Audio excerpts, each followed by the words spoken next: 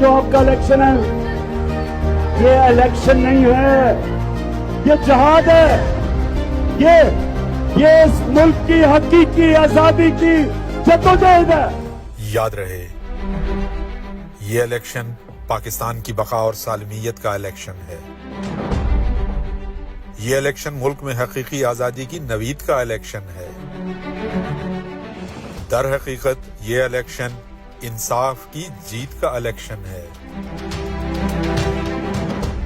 اس لیے ہم نہ صرف اپنے ووٹ کا استعمال کریں گے بلکہ اس کی حفاظت کی ذمہ داری بھی اٹھائیں گے.